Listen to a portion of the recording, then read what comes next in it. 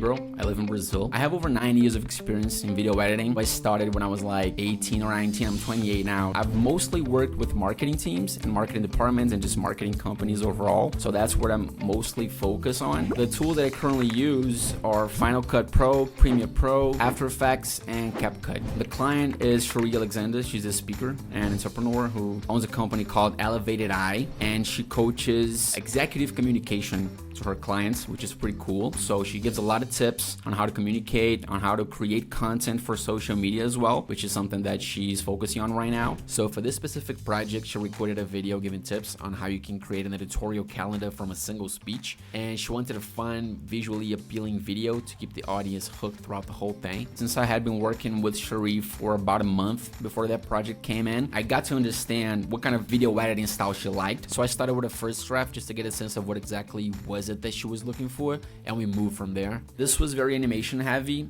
which honestly, like, I don't animate myself. I'm not an animator, but I have assets that I can use. I have subscriptions to a bunch of websites and tools that I can use, which helped me a lot. And since it was a longer video, I constantly had to keep in mind that this may get boring. Not saying that her content isn't useful, it is useful, but nowadays, you know what it's like. We're addicted to short videos, and sometimes we're watching movies while scrolling through our phones and stuff like that. So we have to keep that in mind, and we have to keep things interesting all the time and change paces when you feel like you need to change the pace a little bit. If I got any tips for clients, yeah. First of all, organizing the footage is super important.